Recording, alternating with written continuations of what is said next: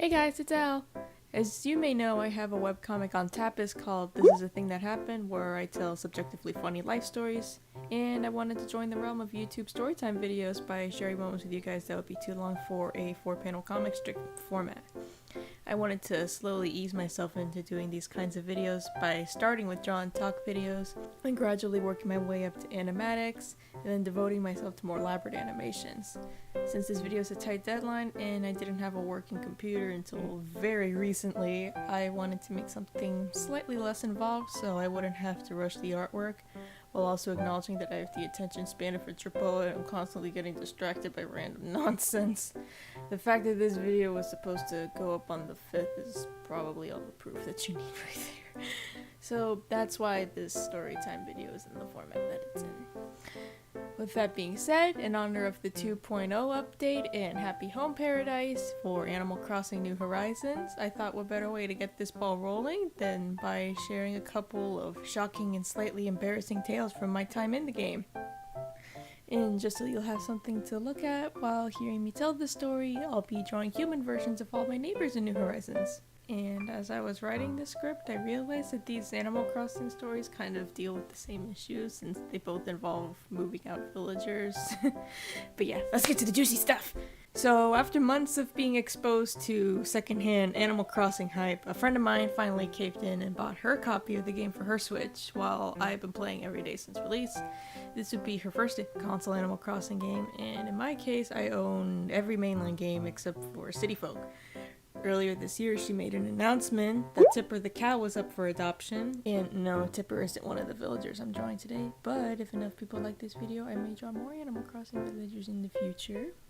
Just in case you aren't one of the 33 million people who's experienced Animal Crossing New Horizons firsthand, when you allow one of your villagers to move away, they'll spend a day with all their belongings packed away in boxes, during which time you can invite another player to come over and adopt them by asking if they want to move to their own island. Otherwise, they'll permanently disappear into the void, along with any gifts you've given them or phrases you may have taught them. Which actually sounds really sad and dark now that I'm saying it out loud.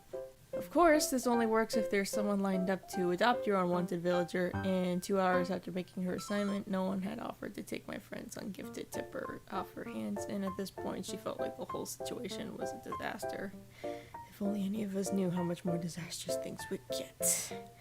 Now, as I had gradually replaced more and more of my default villagers with my dreamies, except for Clay because I got way too attached to him, I relied a lot more on adopting specific villagers I wanted rather than going on mystery island tours, so I had a decent amount of experience going on Nookazon, Reddit, and the 7 Mountains of Babylon, and they were pretty positive overall. Tempting fate and wanting to do what I could to help my friend get Tipper to a good home, I offered to make a tweet on her behalf and tag the Animal Crossing adoption account and hope that the right person could see it and make an offer if they were interested. But I should have asked my friend what she specifically wanted me to say in my tweet before I sent it. Since I didn't have specific instructions on what the tweet should say, I just shared all of the information she gave me since that's what I thought she would have wanted. So I put down the basics like, ungifted Tipper in boxes, first come, first serve, stuff like that. But I had also included the 6-digit dodo code my friend provided me to get to her island because apparently 6 was the number of brain cells I had that day. This was my fatal mistake, and after having waited 2 hours with no takers, within 5 minutes of me posting my tweet, my friend already had 2 people on her island. Then, a mere seconds later, there were suddenly 2 more people on the island, and more people that kept coming, and they don't stop coming. I bent to the rules and I hit the ground running. It didn't make sense to live for 5 minutes. I had never had anything even remotely like this happen in my own Animal Crossing play sessions before, so I was absolutely mortified, not knowing whether to laugh or cry as the situation plunged further into madness as the legion of Animal Crossing visitors continued to grow exponentially. As this chaos kept reaching new heights of mind-numbing absurdity, my friend was hiding behind her museum, waiting for this nightmare to end, but this also meant that she had absolutely no idea what was going on her island, because it got to a point where there were so many villagers pouring in all at once that nobody was able to move. Everyone was just stuck in place and forced to listen to the alert chime that someone was coming and watch the loading screens of them arriving to the island over and over and over again, which are like 6 minutes long each. And the window of time for anyone to regain control of the character was non-existent. Meanwhile, I was frantically checking my Twitter notifications to see if anyone had interacted with my tweet at all. It only got 1 like. And to my horror, I saw that I had a DM from the very first villager who came to the island. I'm just gonna call her Narnia Girl because Narnia was the name of her island. Telling me that she had arrived, so I was just like, what do I say back? And my friend was all, it's technically your friend's island, and there's an entire swarm of people visiting. I don't know why I didn't realize Tipper was so popular. I'm pretty sure Tipper was one of IHA's Cupquake streamies, so that definitely may have been an influence. But I can only imagine the seismic magnitude of the earthquake caused by something like ungifted raiment in boxes! First come, first serve! Here's my dodo code! Come one, come all! Finally, at this point, a few people were actually beginning to leave, but this whole situation was still a nightmare beyond our control. My friend was still stuck behind the museum, unable to move an inch, and the only thing she could do was ignore the game and the alerts that were constantly dinging every time a new villager was about to arrive. The only reason this endless purgatory even stopped was because my friend got an internet communication error that booted everyone off her island and closed her gates at the seaport. After the aftermath, all of the DIY recipes she had in her swap area were gone, except for 2 that were in an entirely different place, and she had about 16 people visit her island at the very least. But at least she was able to reach her Nook Miles goal of 10 visitors. Because nobody was able to move during that time, nobody was able to get Tipper, so I was able to DM Narnia Girl with a private dodo code to my friend's island so she could finally get Tipper. And then because I felt so bad about the chaos I started, I sent her a code to my island so I could give her a consolation gift of 20 Nook Mile tickets and 1 million bells, which she was able to use to pay off her home loan. As if that wasn't enough, the next day, we tried to adopt a villager now that Tipper's plot was empty, and the one my friend really wanted was Gladys the Ostrich. So I was acting as her Nookazon liaison, that rhymes, trying to find promising listings and making offers. Like I said earlier, I had experience with Nookazon in the past, and it was my preferred way to adopt villagers, because it was the most easy and convenient method for me. Too bad there was nothing easy or convenient about trying to adopt Gladys. I don't remember exactly how many offers I sent out, but I was having really bad luck getting anyone to accept them. And the one person I was able to get in touch with spent literal hours time traveling so they could force Gladys in boxes to no avail. Meanwhile, I had assumed the villager posted to Nookazon would already be in boxes from the get-go. So we were under a serious time crunch trying to adopt Gladys before my friend's empty plot of land where Tipper used to live would be autofilled by a random villager. But after countless failures and false starts, it was looking less and less likely, and my friend and I were having a lot of anxiety. Maybe Gladys just really liked that person's island and wanted to live there forever, I guess? Eventually, the process went on long enough that I seriously considered making an offer on another listing to see if there was anything new since I last checked, but the person I was in contact with all this time kind of got offended when I brought this up. And it got to a point where I was up after 2 in the morning and finally had to come to grips with the fact that this offer wasn't going to work out. Gladys still didn't want to move out. It was too late to look at other listings for her or compromise with any other villagers on my friends list, and I just wanted to go to bed.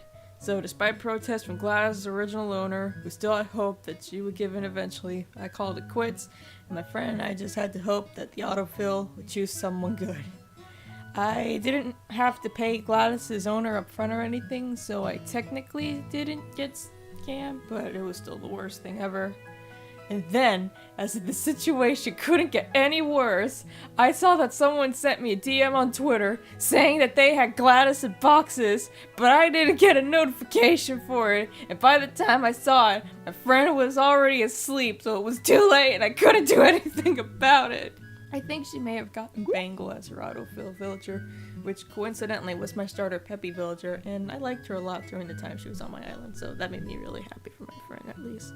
But that's not all, because apparently I needed karmic retribution for letting my friend down, which came in the form of the Great Sanrio Amiibo Crisis at the 2021st year of our Lord. And no, this isn't a retelling of the infamous Target online order fiasco. No, this incident goes far beyond all that. Before I delve into the second part of this story, you should know an important fact about me as an Animal Crossing player. I am not a time traveler. Not because of any weird stigma that I have against it. I'm just scared of adding this extra variable that I have to keep track of because I know I'm gonna make a stupid mistake that'll screw up my game. So, in case you're listening to this story and thinking to yourself, well, if you just time traveled, this never would have happened. Although the earlier nonsense of Gladys may challenge that opinion. Yes, you're absolutely right. It just honestly didn't even cross my mind at the time because I've literally never done it before. So, as soon as the Sanrio crossover characters were confirmed to be returning to New Horizons, I knew right away that I had to have a Twa on my island. At the time, I really wanted a sheep villager, and since Kit Kat ended up replacing Dom as my jock, Etwa was my next best option. Plus, her color scheme fit my own aesthetic perfectly, and judging by the palettes I've chosen for some of my original characters, this should come as a surprise to absolutely no one. This meant I had to sacrifice my beloved Tia in the process, but as soon as the datamine rumors began circulating about the Sanrio villagers, I already knew Tia's days on my island were numbered.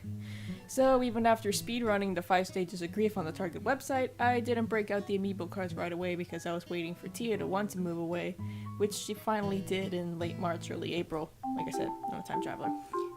Another detail worth noting is that these were the first Animal Crossing amiibo cards I ever owned. And even with me watching a bunch of Animal Crossing YouTubers back when New Horizons was hitting its stride, I completely forgot that you have to invite villagers to your campsite for 3 days in a row in order for them to finally want to move in. Which meant that by the time I finally got a Twa who agreed to move in, I already had an autofill villager take up residence where Tia used to live, and I couldn't kick him out because he had just moved in and he was still in boxes! The hilarious thing about this is that my autofill villager was Kid, who my mom kicked off her own island months before because he was her least favorite villager, and he made her uncomfortable.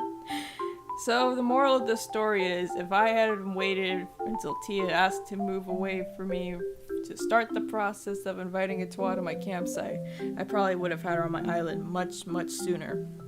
Except to make a bad situation worse, I tried to invite a Twa to my New Leaf town on the same day that I couldn't get her into my New Horizons island for the first time, since you don't have to do the 3-day nonsense in New Leaf, and she still didn't want to move in because everybody was celebrating April Fool's Day. Is this series of hellish events supposed to be a massive setup to some twisted cosmic prank? And then, as if this convoluted journey couldn't get any more stressful, when I was in a Twa's RV, I realized, wait a minute, doesn't a Twa have KK Lullaby as her music? At this point, Judy was living on my island, and she already had the same song playing in her house, and I really didn't want to have 2 villagers with overlapping music on a single save file, so I was seriously regretting having Tia move away. And the only thing I wanted was to erase these past 3 days from my life.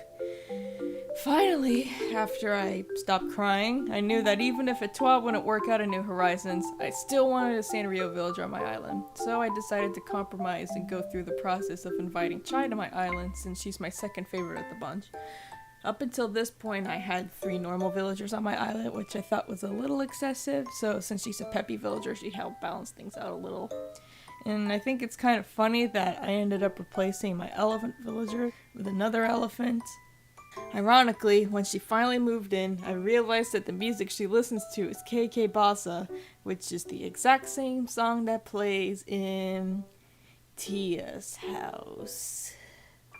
However, despite all this drama and trauma, this tale has a happy ending, for I have experienced redemption in the form of the October 15th Nintendo Direct, where all of my failures and transgressions were washed away by the Immaculate, the Divine, the Sovereign of Cyrenians himself, Lord of the Manatee.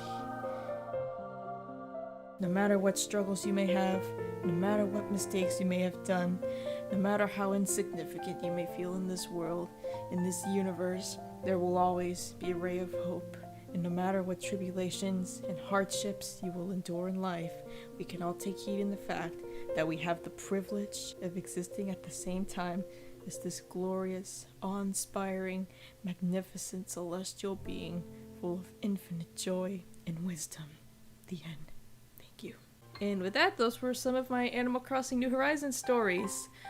Real quick before we go, I wanted to let y'all know that I animated a video for Psych2Go's channel. I know this video is a couple months old and I'm only just now announcing it on YouTube, but it felt weird about making an entire video to say something so short, and I don't have the community feature unlocked, so that meant I couldn't make a post about it like I would have preferred. So if we could get 700 more people to subscribe to this channel, I could finally make community posts! Anyway, on that note, it's time to wind this video down. I hope you enjoyed it. Let me know what you thought of this video and which human drawing of my New Horizons villagers was your favorite. Also, how are you liking the new DLC in Happy Home Paradise? I'm really having a lot of fun with the 2.0 update, but I still have yet to buy Happy Home Paradise just because I wanted it to be my reward for getting this drawn top completed. Well, the speed paint is finished, and I've run out of things to say, so this video has ended, and now it's finally time for me to properly worship Wardle. See you next time! I'm coming, my love!